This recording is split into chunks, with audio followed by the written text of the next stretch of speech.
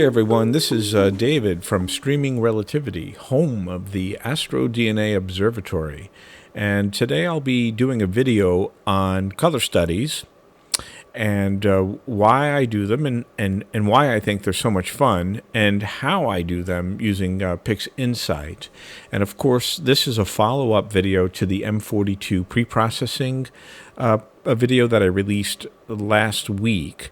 And the link to that video is in the description below. And of course, if you're into all things astronomy, astrophotography, go ahead and subscribe. I'm producing a lot of good content. I try to put out at least 2 videos per week. And I'm sure that there are things that you can learn, things that you can have fun with, and maybe even win an award. I won an award for the color study that I'm about to show you today. No, it was not the coveted NASA APOD award, but I think it's something more important. I won the TSC Award, which was issued by my wife to me for the color study of M42, and I might as well show you that color study now. This is... by the way, TSC stands for "That's So Cool," which is the response that I got when I texted her my first pass at what I think the color study should look like for the data that I gathered. So, of course, this is M42. This is in Orion. Some might notice on the right-hand side of this image is the Running Man, NGC 1975, which was the topic of my first light series with the CEM 120, and so the main Orion, which is actually NGC 1976, but this complex is called M42, and again for about an hour's worth of data, I'm actually quite pleased with this color study. At any rate, we're going to go over this today and in great detail. And of course, we're gonna work through it in PixInsight. And PixInsight is a tool that many of us use in this hobby to work with our data, and actually has it's dedicated to astrophotography. Although I'm sure many of the capabilities of PixInsight can work with any kind of image data, but it's really tailored towards the astrophotography community. And this is not meant to be a tutorial on PixInsight. There are some really good providers of that content out there, although I will happily share how I use it to accomplish things like color studies. And so just so I'm clear about what I mean by a color study for me ultimately is moving data, the data through various stages of linear, nonlinear activity to get to a spot where when I combine the channels, I have some sense of what the colors will look like and ultimately what options I might have in the final composition. And so it's actually a really quick process, and I really believe that we tend to get hung up in all of the fine details and steps along the way when we're processing our data. And I actually think that it's more important to have a strong framework of processing and apply those conservatively and keep a strong record of the results of each application of a process, and then decide what areas you might want to tweak. In the end, we're trying to create an image that we can share with our friends and our family and win those "That's So Cool" award. I think that's the most important thing that we can do in this hobby is quickly get to a point where we can share our enthusiasm and share a little bit of something that is not accessible to most people as quickly as we can. So, all right, with that, why don't we start by talking a little bit about the way that I organize my PixInsight workspaces. And I'm not sure, well, let's just assume that you're familiar with PixInsight roughly, and so with that, we'll keep in mind that, PixInsight has this space which your image files can be organized, and that's to the left generally of the maximization limit line, which is adjustable. So if I were to maximize an image within this space, it would reach to the limit, this maximization limit line. I happen to have just opened up an HA stack. I still love this stack. By the way, this is with a screen transfer function, which I can turn off real quickly, and I can turn on with Control A.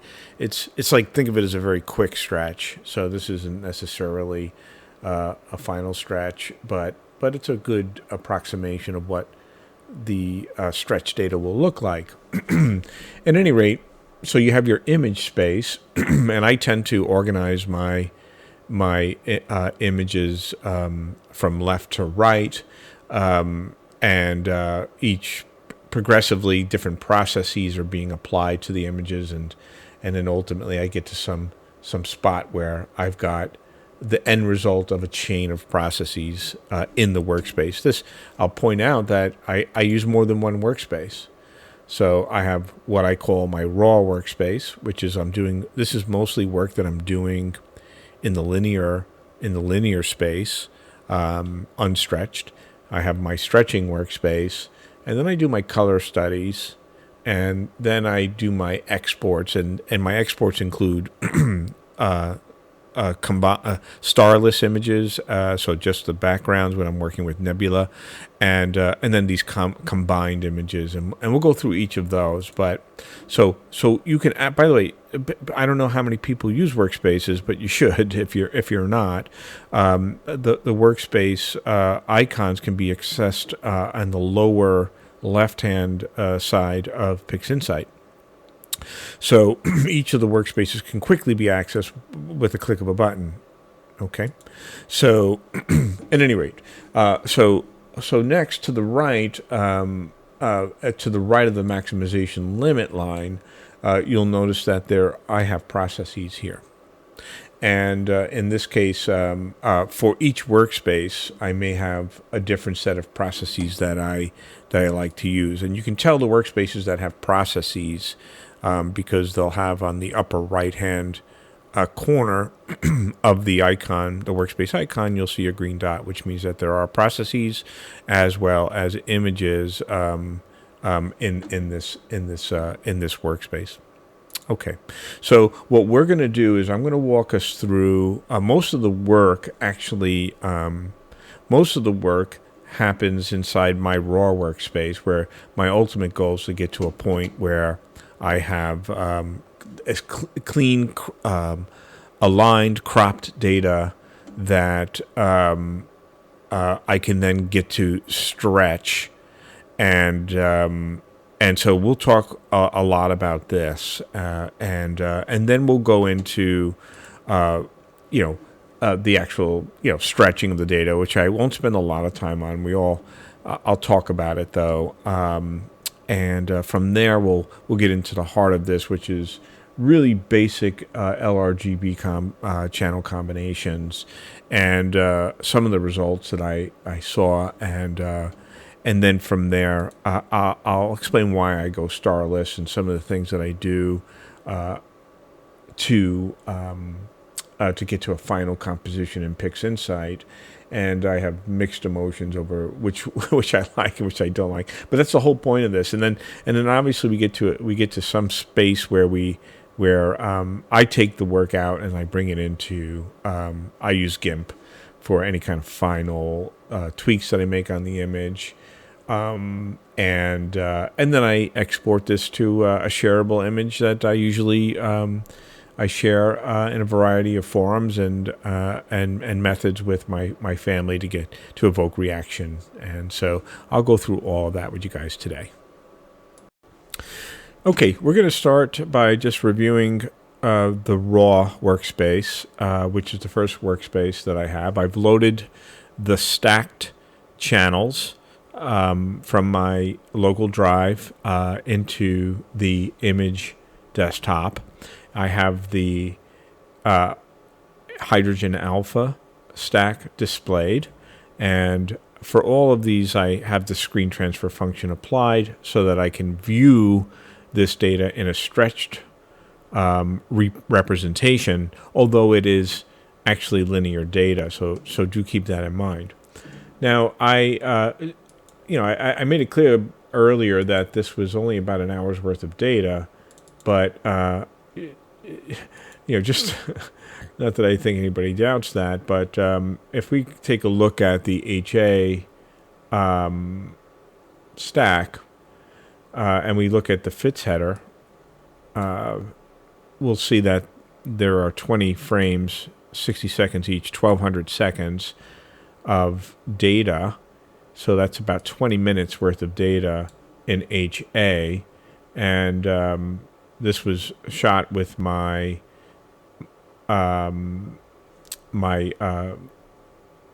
William Optics Zenith Star 61, which has a focal length of 361 millimeters.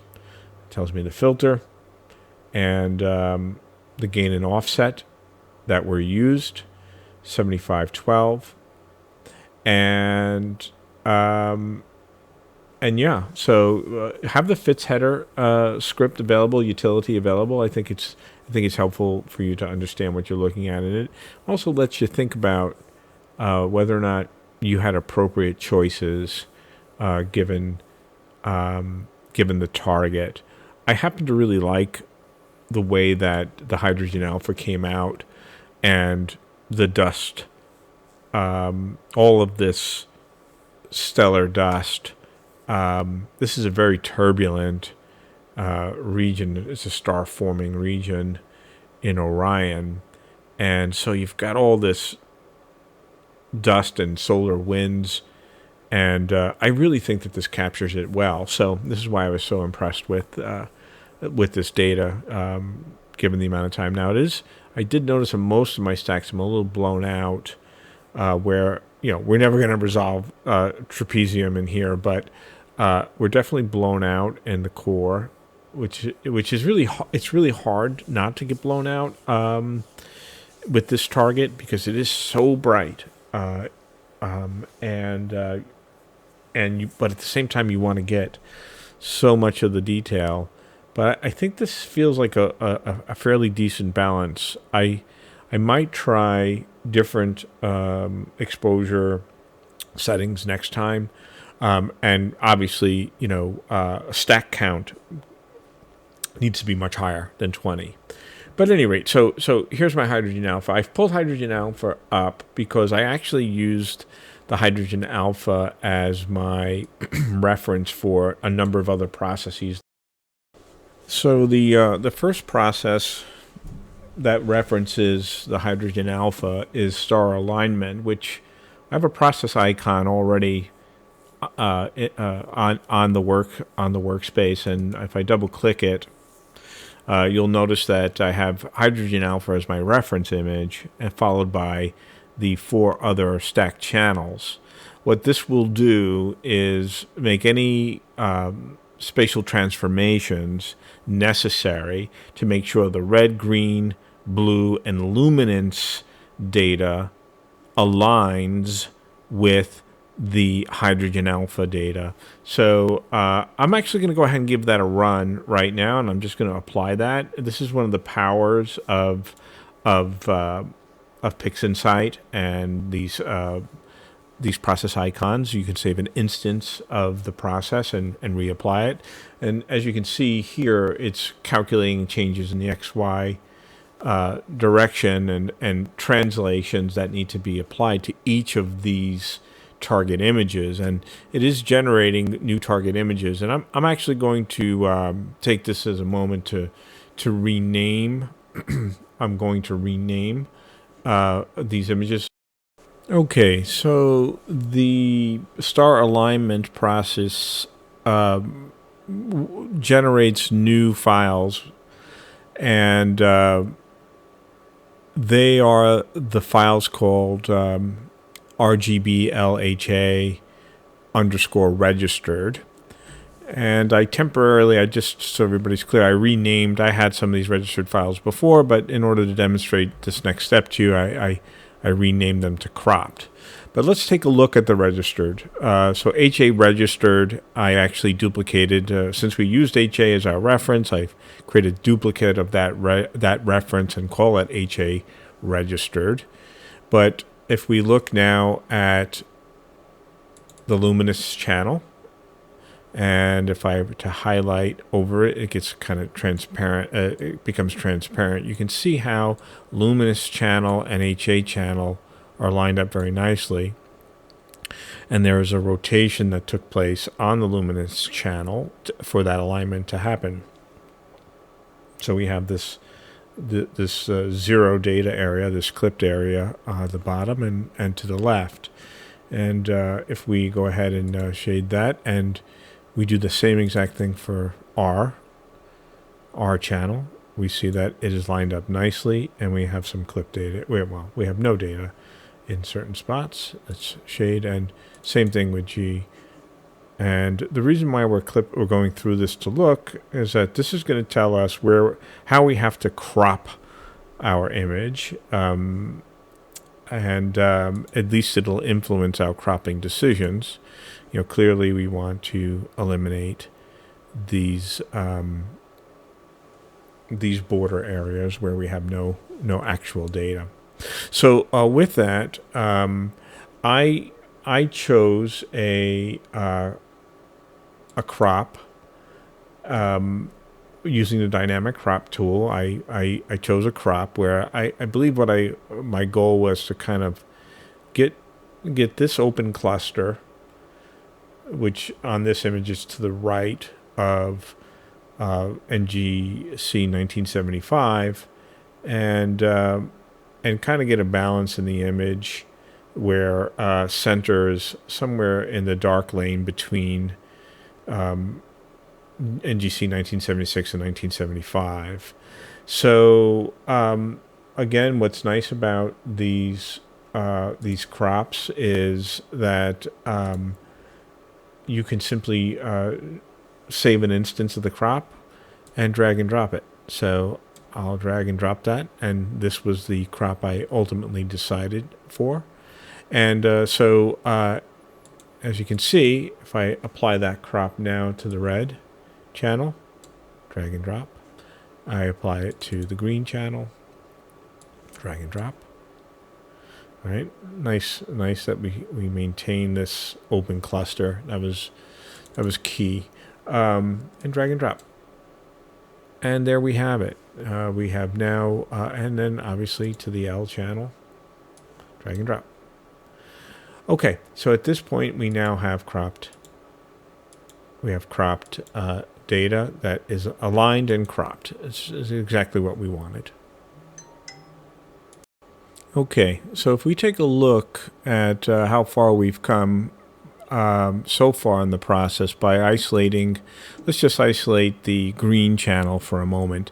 This was the original green stack, of course, again stretched with the screen transfer function.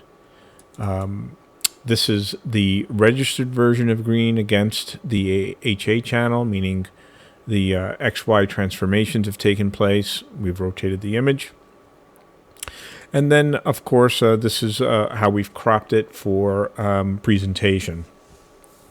At this point, we have an organized linear file, and we can begin doing some processing in the linear domain. And generally, the very first thing that we'll do is we'll try and see whether or not there are any gradients in the data that were not eliminated during our calibration steps. And you have to, be the judge of that. And there are a number of tools that are available. I actually have two tools up for us to play with. and we'll stick to this green data. Let me just shade out these guys in the background so that they're not in our line of sight. Okay, so I think we have a little bit of a gradient towards this upper left corner. It's very difficult because this area in Orion, a large part of the Orion constellation has a nebula complex, and so we're going to pick up a lot of this, and so but differentiating a true nebula material from just noise and and I won't call it noise, but glow can be difficult.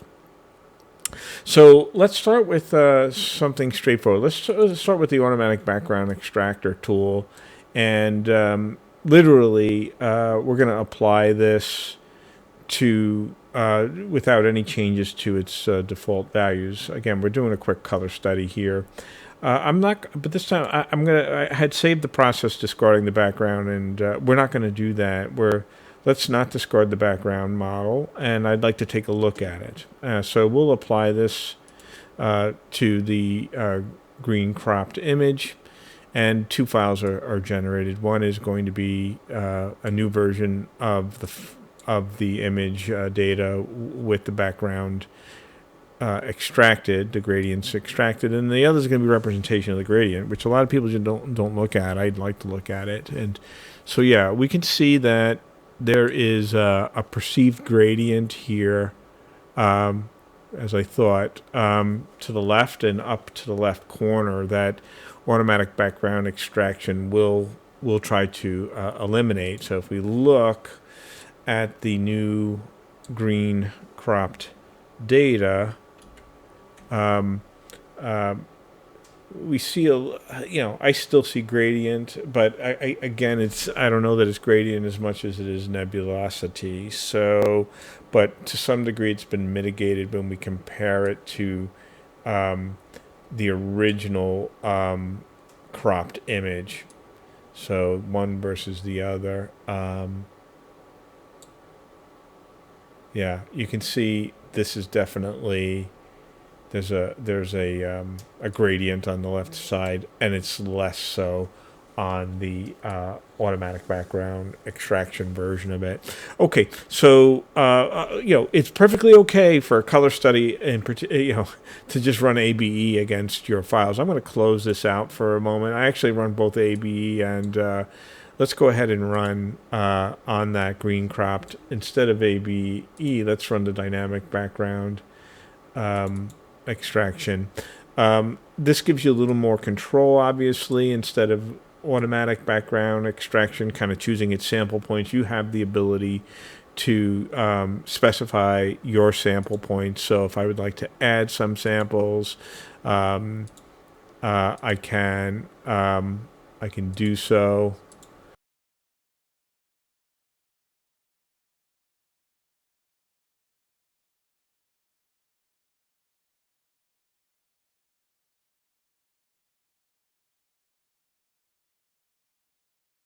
At any rate, just for illustrative purposes, we'll go ahead and we'll apply this. Again, I don't want to discard the background model. I'd like to take a look at it. So let's take a look at what's produced here. And if we take a look at the background transfer function, again, we see very similar. Maybe perhaps a little more removed in the bottom, on the bottom left of the image, but let's take a look. Overall, I'm going to close this out.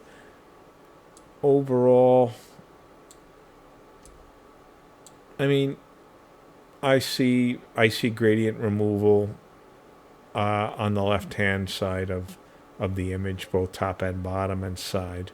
So this just gives you an idea of, and you can play with these, and there are lots of tutorials on them, and maybe if you guys ask, I'll spend more time on this. But again, we're doing a color study here, so we're not going for the NASA APOD.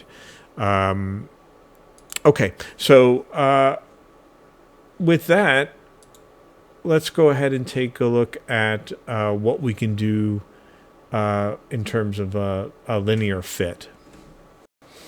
Okay, so we now have our channels with the background extracted, and it's time to perform a linear fit function on those channels. And we perform a linear fit so that we can normalize the background intensity of the individual channels that we're going to use to compose our RGB image. And so what really matters here is what is the reference channel that we're going to use. I chose HA as my reference channel, and this is because my intent is to use HA as the luminance layer in the RGB image, and I wanted everything normalized against its background. It was also the weakest background signal that I had.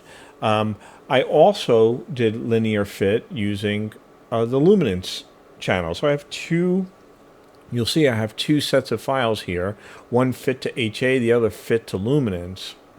I did that to also observe what the differences might be in the color balance with these two different choices. Keeping this very simple and short, linear fit is a really easy tool. There are two parameters, reject low and reject high, and this has to do with what you want to include and or omit when PixInsight calculates does its fitting algorithm to create its linear formula. I would just leave these to their default values. All that matters here is that you choose the view associated with your reference, and like I said, I did this with both HA and with luminance. But let's say we chose HA, and once we have HA chosen, we can open up any one of our channels, and we can apply this to that channel. Now, just keep in mind that it's applying right now to the R registered DBE channel. It's going to freak out a little bit in terms of its view. Don't panic about that, because the screen transfer function that was applied to the prior image needs to be reset. And interestingly enough, we get back to we reapply the screen transfer function, and we see the stretched image again. And as expected, that you'll notice that after applying the fit with HA as the reference, it actually drew down the stretch. So it was no longer stretched enough to display on the screen. And that's exactly what I wanted. I wanted the background, I wanted the overall intensity of the red, green, blue channels to be brought down to match that of the HA, the lower signal. Why did I want that? Well, I talked about a little bit of overexposure that I felt that I had in my stacks, and particularly in the luminance stack.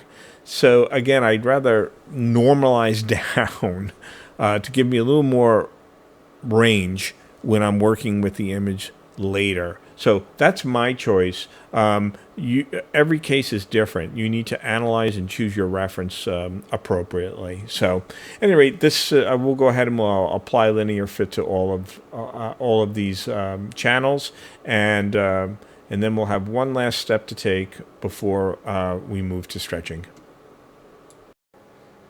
Okay, the final step that we have in the linear domain is to do noise reduction, and I happen to use a premium tool by RC Astro. I highly recommend it.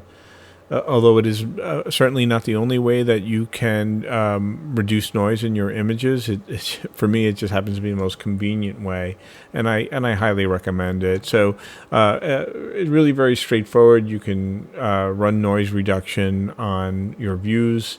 You can set up a preview if you intend to, perhaps dial in and test the settings that are available. You can choose a preview area. Let's do that first. Actually, this has already been noise reduced, I can tell. Let me undo the noise reduction. Perfect. Now let's grab and let's take a preview of the area. Pardon me. Okay, so let's preview this area. Yeah, you can see the noise. If that's not clear, it should be clear in the video. There's your typical noise. The best way to reduce noise, take more subs. But you're still going to have some noise to deal with, and having a tool like RC Astro's Noise Exterminator, I believe that's what it's called, the RC Astro Noise Exterminator. You can choose the AI model that you're going to use with this. It ships with the default model, which I'm using. You can set denoise factor and detail factor. Again, you know, there's lots of details on how to use this utility. I'm going to use it with its default settings. Drop it on your view. In this case, I'm dropping it on a preview that I've set up just to demonstrate the effect. I just think is remarkable. Really, really nice, nice capability here. So there you have it. You can apply this to your entire image. It'll take a second or two to run. I'm running on a GPU, so it'll get done within about 10 or 15 seconds. And if you hang in there with me, we'll take a peek at the cleaned denoised image. And again, you'll drag that process icon onto each of the files that you've run through your LinearFit. And that'll give us everything we need to move to the stretching stage. Yeah, look at that. Absolutely gorgeous. So get in there. You know, noise is largely eliminated. Doesn't make a difference where we're looking. Really good job. Really good job. And really perhaps the single most impactful process, I think, in terms of amateur astrophotographer image quality, is just, you know, being able to get the noise out of it before you go to the stretching. So nice little utility. All right, so we're off to the stretch. Okay, so welcome to the stretch. This is absolutely the spot where, you know, either you love this step or you loathe this step. But this is a very important step for generating your astro photos. Now, I know there are some tools that are out there, that some utilities that are out there that help with this. I think there's an easy stretch script that may or may not be supported any longer, and there may be some other utilities. I tend to use, again, for a color study, I'm pretty comfortable doing histogram transformations and or curve transformations. And these are some already stretched images, and I usually like to do like a little better than a rough stretch at this point. I'm going to demonstrate I'll quickly demonstrate a stretch by let me get a duplicate of this of this. We're going to call this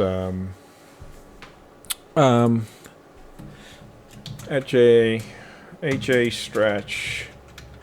It'll be an example that we use for this purposes. Now, you may not know this, but you can move images between workspaces. So I'm going to move this to the stretching workspace, and we can go to the stretching workspace, and there you have it. So what we're going to do for now is let me just cascade these and HA stretch. I'm going to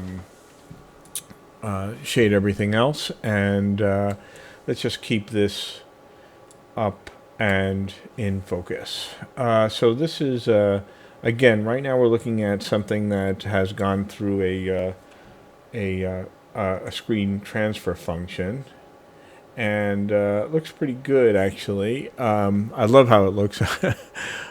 Let me just get this thing to fit the way we want it, so I can give you guys as close a view of this as possible.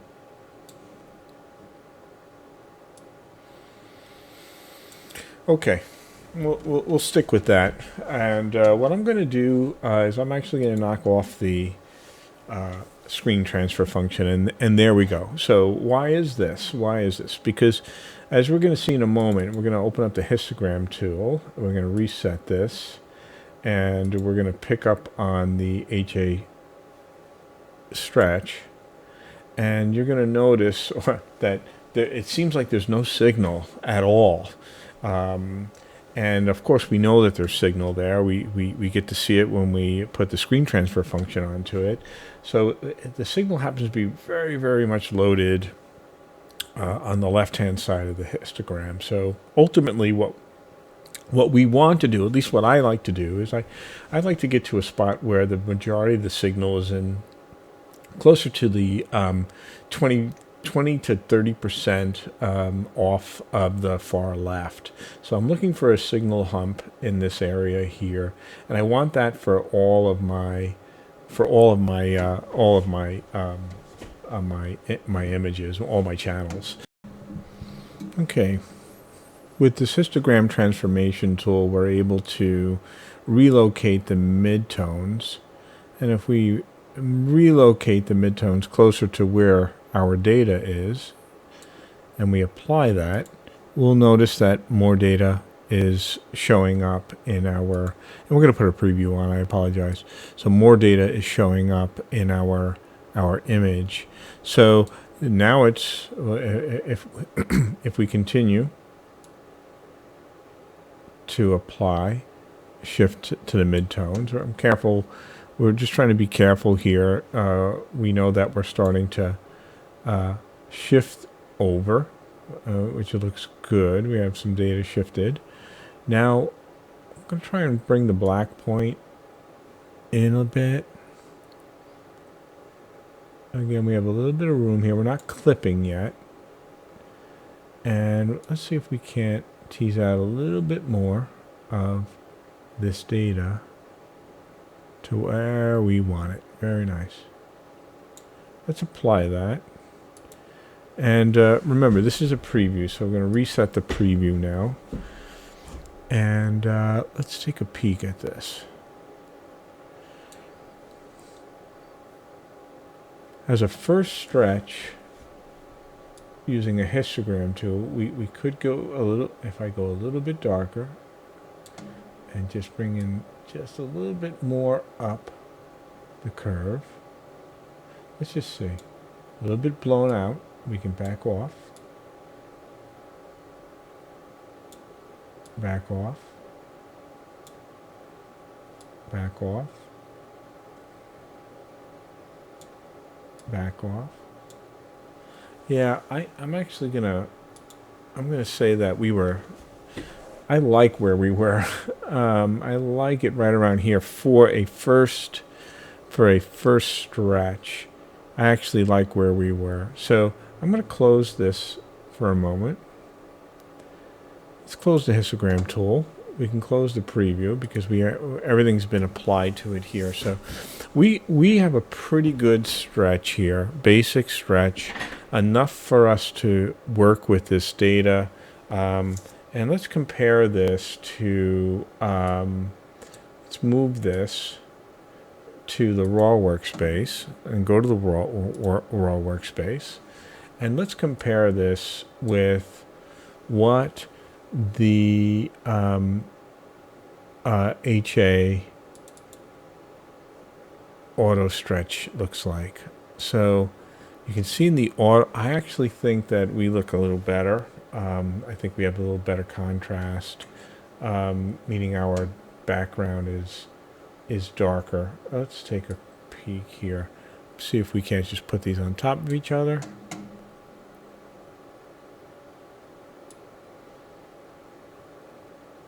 It's roughly that way.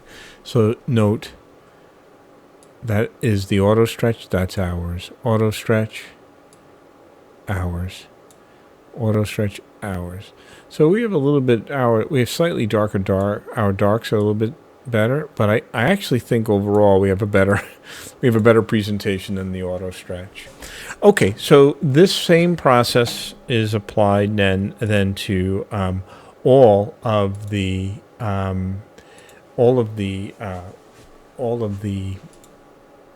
channels, and we get to a point where we have stretched data, and we need stretched data in order for us to move to the next step, which is to combine these, to channel combine and create our composite RGB. So that is our next step.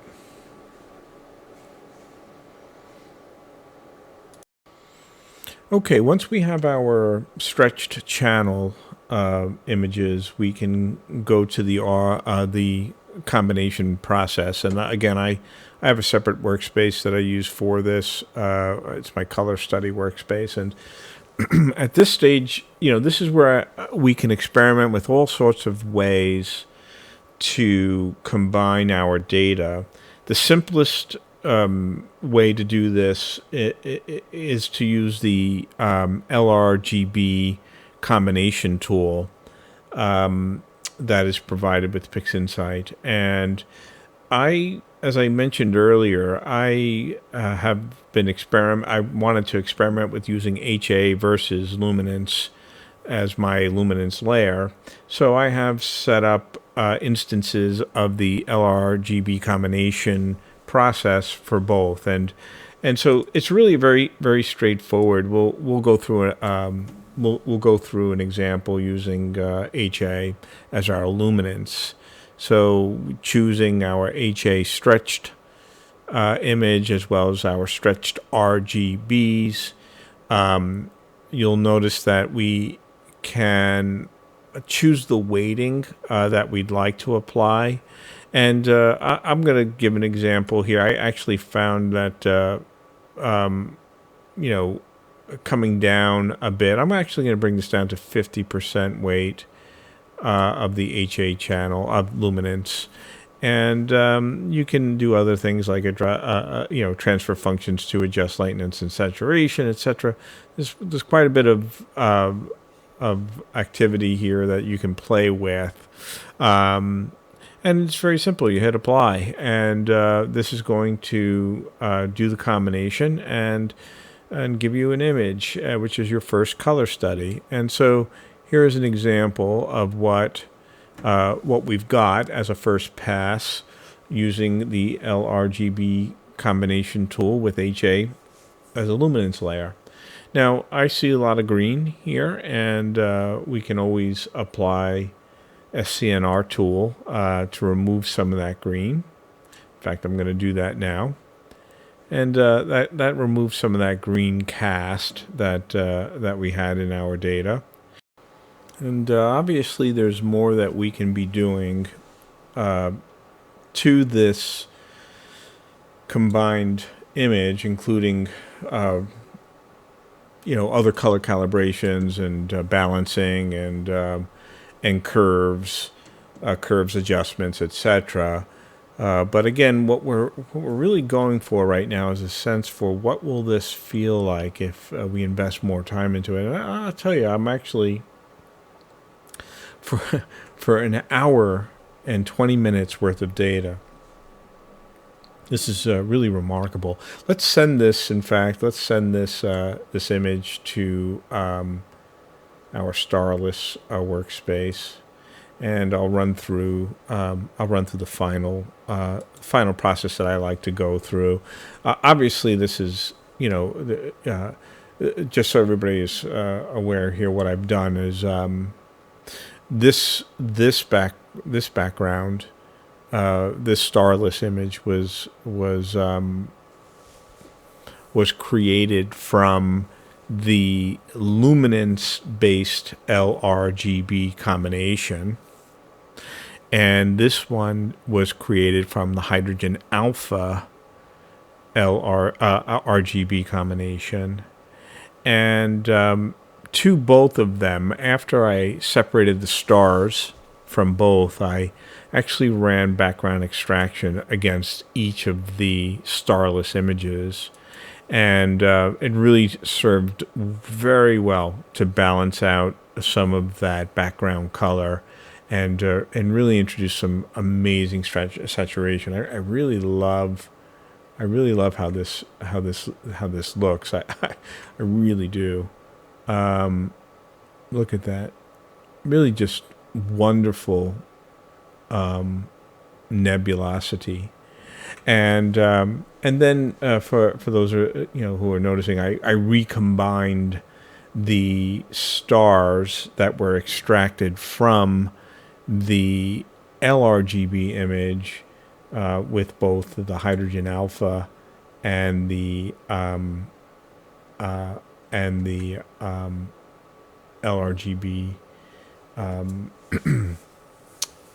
backgrounds. So at any rate, just so everybody understands how I do use utility for this purpose. So look, this is what we just created a moment ago. Why don't we go ahead and run star removal on it? And this is another great utility from RC Astro. It's called Star Exterminator. I've also used, I think there's a Star plus removal tool that I used for many years that does a great job as well. I just like the integration here, and I do like the RC Astro suite of scripts. So this will take a little bit to complete. We'll probably speed this up. Okay, voila, background, the stars have been extracted, and we are now left with the starless image. Again, we're doing a color study here. I do see a couple of remnants of some stars left in this background, and this feels awfully flat. And but I also really I like this part. So I'm actually going to run. Let's run some curves on this, and we'll throw a preview up. And really, just very gentle. If we just very gently, get a stretch in here, darken up the background a bit, maybe a little bit, maybe just a little bit more, and then maybe we just get a little stretch up in here, just enough to bring out some whisper detail in there, but not causing a blowout of anything. And I mean, I can live with this as a first go at it. Okay, so and this would be a second stretch of that same exact curve. I don't think we need to do this. Yeah, no, we don't need to do this at all, so we'll just reset this. And maybe with just a little bit more. So we can go crazy here. This is just a color study, guys. So I'm about as happy as I'll probably get there. And again, this is all a matter of personal preference. So with that, let's close this down and let's take a look at what we got here. Okay, so here is another rendition of this is a starless background that is based on 50% HA luminance, and I like it here. And there's some Pix math here that we should take a quick peek at. And let's take a look at it. So we should have a stars, and then we have image 20. So let's change this to starless 50. Okay, because it's 50%. And all we're going to do is take a look at this pixel math, and let's do starless 50 and star. So let's do the pixel math here. We have stars, and we have Starless 50.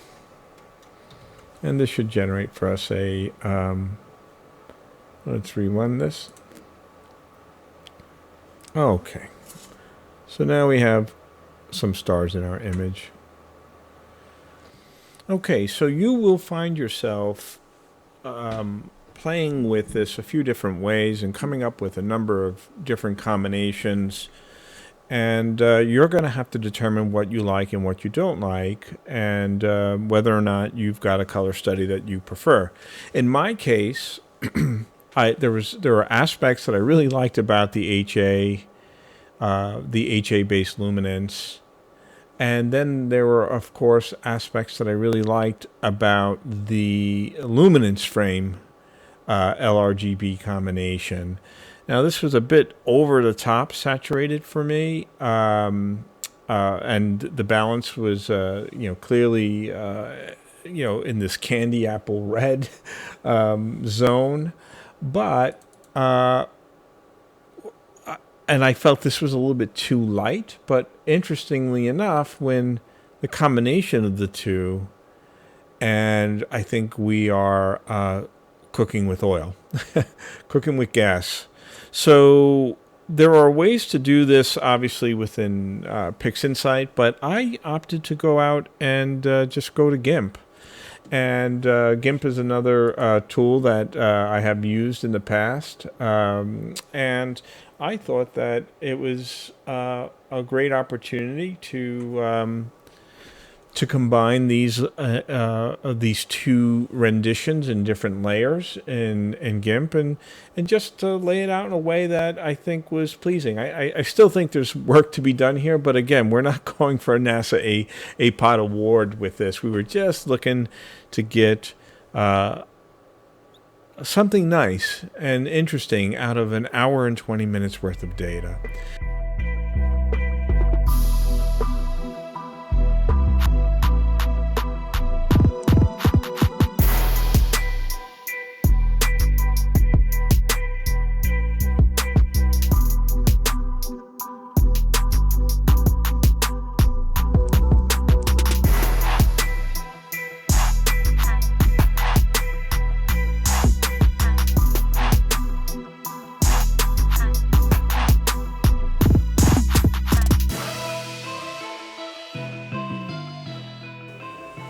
Okay, folks, let's call that a wrap on the video. I hope that you enjoyed the color study work, and I certainly enjoyed capturing that data. I captured that data with this Zenith Star 61 telescope, one of my 4 rigs that I'll be doing some videos on in the coming weeks and months.